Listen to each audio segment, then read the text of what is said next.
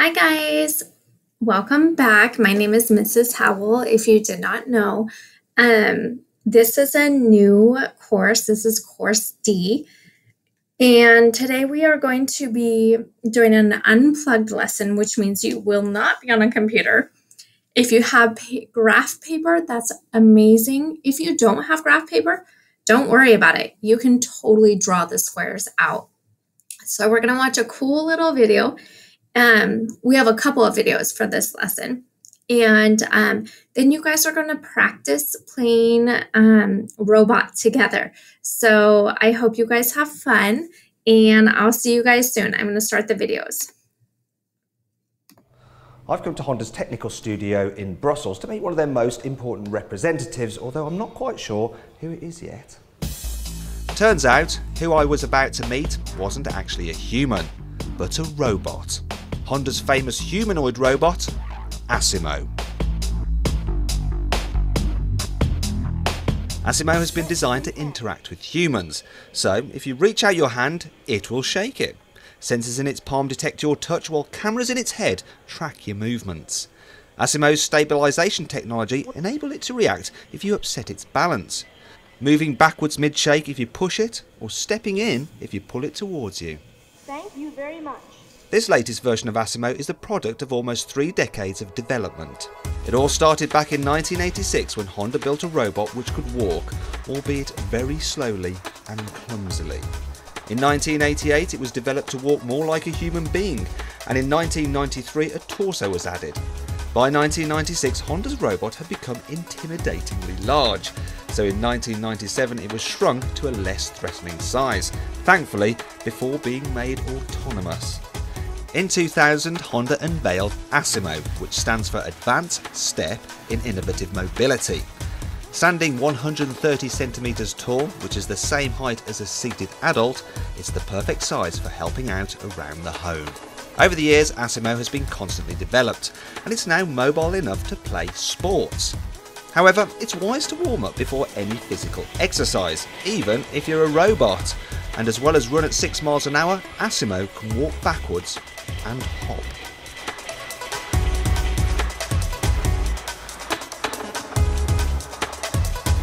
It can also kick a ball, so time for a quick robot versus human penalty shootout.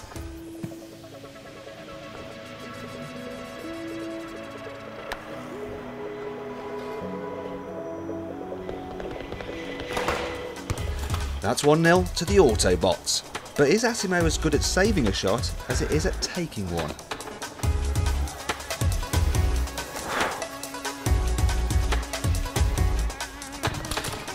Looks like Honda hasn't trained Asimo to be a goalkeeper just yet.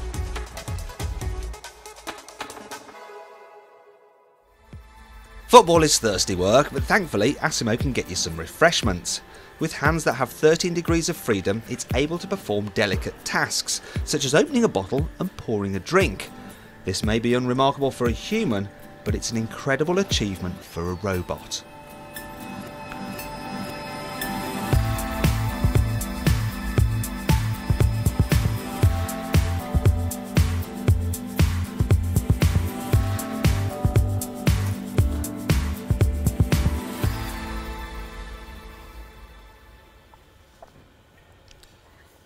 In total, Asimo has 57 degrees of freedom, and this allows it to dance, while its 52-volt battery can keep it going for 40 minutes. Looks like this robot actually has better moves than some humans. Anyway, enough of that.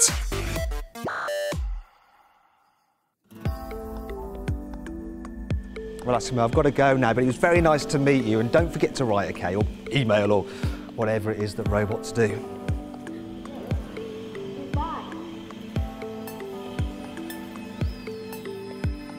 Click on the video windows to watch our track battle between an Audi and a Ducati, and our 1,000-mile road trip in the new BMW M4. Click on the play icon to watch our latest video, and on our logo to subscribe to our channel.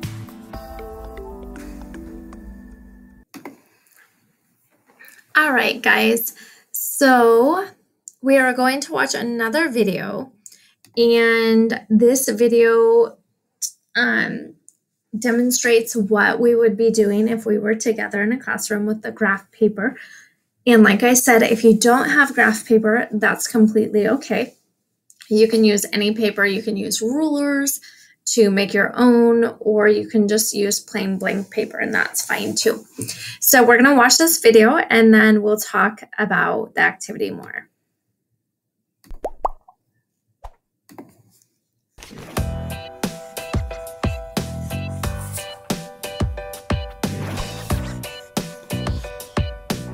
So this first lesson we're going to do is using graphing in a very specific way. And there's two really important words that we need to know for this lesson as we start it. And they're conveniently up here. Algorithm. Have you heard that word before? No. Will you say it with me then? Algorithm? Algorithm. Thank you. Does anyone have an idea? What could algorithm mean? Hint, hint, it's on the wall. Sean. An algorithm is a set of steps to solve a problem. Right. It's a set of steps to solve a problem. Do you think you guys have ever used an algorithm before? Yes. Like what? What would it be? What do you think, Axel? 8 steps or the steps. You read my mind. I was thinking you guys have all done algorithms because of model drawing. You're taking a big problem and you're breaking it down into little steps that are totally doable, and then you see the whole process of getting there, and you're doing algebra and you don't even know it. And then the other word we need to know is program. Have you guys heard that word before? Program? Yes. It can mean a lot of different things. For this very specific lesson, Zion, what do you think it means? An algorithm that has been coded into something that can be run by a machine. Hey, fantastic. You took it right out of my brain again. An algorithm that's been coded into something that can be run by a machine. So an algorithm's a list of steps. Great, you've got this list of steps. But if you want a machine to do that list of steps for you, you have to put it into code that the machine knows how to read. It's like your dog needs commands to sit and walk and roll over and all that, right? So you can think about your computer that way too. Your computer needs specific commands to be able to follow a list of steps. So before we get deeper into giving computers commands, I am going to turn into a robot. Awesome. Okay. Okay, and I only follow specific instructions. I have a very certain list of specific instructions that I follow. And my goal as teacher robot is to fill in this graph so that it looks like a checkerboard. Or another way to think of it is every other square is filled in with blue pen. So it's started, and then your job as a class is going to give me instructions. And we'll do this together as a class, and then you'll practice with each other. So you all will become robots. But I'll be the robot first. I'll be teacher robot, and then you'll be student robots. Okay. So I've got a very specific set of commands, voila, that are right there. So those are the only things that I can follow. And my job is to fill in this chart, this graph, so that every other space is colored in. So who can tell me, what's this top one? Lorenzo? Move 1 square right. Okay. What's the next one? Harry? Move 1 square left. Okay. Next one? Zion? Move 1 square up. Okay. Next one? Audrey? Move 1 square down. Okay. And the very last one? Aryan? Fill in square with color. Okay. So if I start here, this is my starting point. What would you tell me to do next? This one is done for us, but let's pretend it's not. So let's pretend if I was starting here, would you tell me move 1 square right? Would you say move 1 square left? Would you say move 1 square down? Because I'm going to get here and then fill this in. So from starting, what would be the very first command? What do you guys think? Talk with your table groups real quick. And what would the first command be? Yeah, move 1 square right. Okay, when you're ready to tell me, put your pinkies in the air. Like you're drinking tea. Okay, so Rayanne's table group, will you tell me what's my first movement from the start? Move 1 square right. Move 1 square right. Okay, I'm going to write that down. Move 1 square right. Okay, I also can write and talk as a robot. Okay, so I moved 1 square right. What's my very next job? Robot command. Robot command, robot command. Anya, what do I do next? Fill in square with color. Okay, so this is step 2.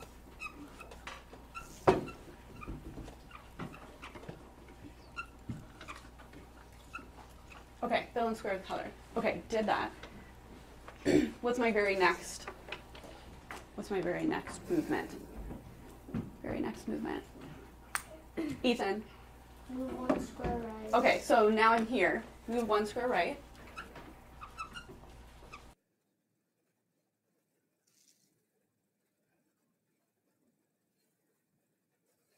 In. That's a lot of writing. That's a lot of writing. My robot arm is so tired of writing and making this pretty pattern on our graph. I wonder what I could do to make the writing not so laborious, not so difficult. Could I draw a symbol to represent? What if we did this? Move 1 square right is an arrow moving right. How about that? Okay. How about move 1 square left? Left. An arrow moving left. Okay. And then here's the really tricky one. Move 1 square up. Arrow pointing up. Okay. And then what's the next one? Arrow pointing down. Okay. And then what should I do for fill in with color? Just like draw a square filled in with color. I could. Can I do like little scribbles and then maybe an arrow? That's kind of funny. Meaning like scribble this one that you're on. Yeah. Does that make sense to you? Yeah. So then if I was going to do another one with a different pattern, it would be a lot less writing of the algorithm, right? Right? So before we do that as a class, again, I want you guys to practice.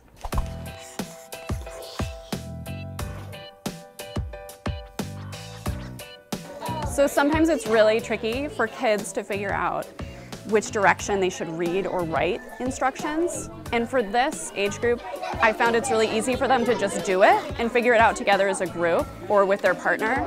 For younger ages, though, I would be specific about if it's left to right, if you're making a column of instructions, and that takes out that frustration when they're working together as a partner. So another thing that's confusing to kids is the fill-in square symbol, because it's the fill-in symbol and then there's a down arrow, so kids sometimes think they need to move down to do that. But what I explain to the kids is you're staying on that square and filling it in, and the way I filled it in on the board looks a lot like the symbol, so that reinforces what it's instructing them to do. So when we're thinking about that activity that we just did, our commands are up here. Move right, move left, move up, move down, fill in color.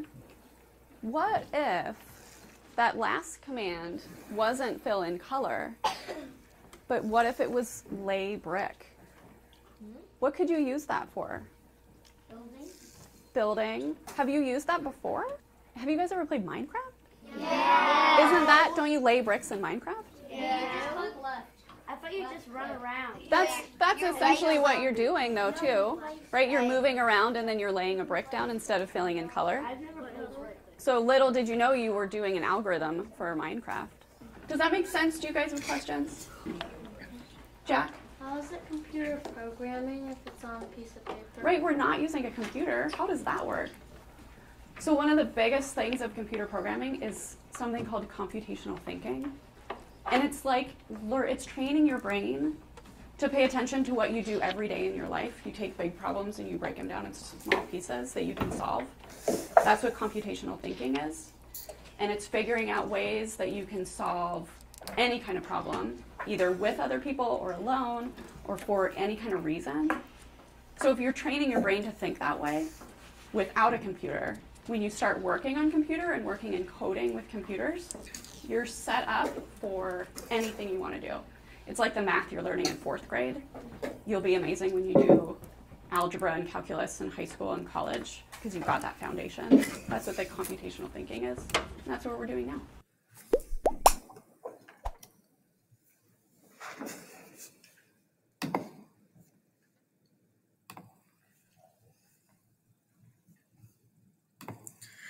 So how fun would it be to have one of those robots in your house? And maybe you will someday, because the world is so full of technology, and it's changing every day. It's so amazing. And while robots seem like they behave like people, they're actually only responding to what they've already been programmed to do. So the Honda robot, he couldn't jump rope unless he's been programmed to. All those things that you've seen him doing, somebody programmed him to do that, so he knows how. And you guys might have robots in your house, such as Alexa or a Roomba. Those are all robots programmed to do something. So since we are not together, you're going to just try to program somebody in your house. Or maybe you are at school. So this is an example of something we would do. You get to pick one of these images up here, up top, and you are going to write an algorithm or the steps that you want your partner to do to try to complete the image. So like in the video, she was programmed to color in every other square. So that's what you guys are going to do, and you're going to follow your partner's program. So if you have someone to work with, that's really great. If you don't, it makes it kind of tricky, but you can maybe write out your own program, not in the images, and then using arrows or symbols, you can just look at your program and try to write it on the paper. So it's kind of tricky since we're not together, and that's okay. Just use the symbols.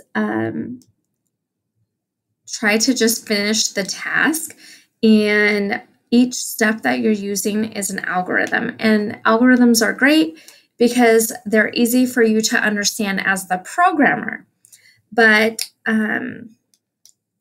what happens when you want to write down algorithms for a different drawing, So it's important it kind of challenges your brain to think about stuff you don't do every day. Pretend you are a robot and try to fill in squares. You can use whatever you would like for paper. Here's different symbols you guys can use. If you have a partner, you can divide up into small pairs and try this. Anyways, I hope that you guys are able to try to do this. It's a pretty fun unplugged lesson, and unfortunately we can't do it together, but that's okay. Part of being a computer programmer is that you have to be flexible, and you have to be able to correct errors and just work through problems, being persistent. So I hope that you get the chance to try this, and I hope you join me next, because in the next lesson, we're going to start some online puzzles, such as this. We're going to be working with the Angry Birds, so I hope you join me next time. But I do really, really, really hope that you try to use the graph paper, use any paper actually, to try to program a robot using the symbols. And I will talk to you guys soon. Bye.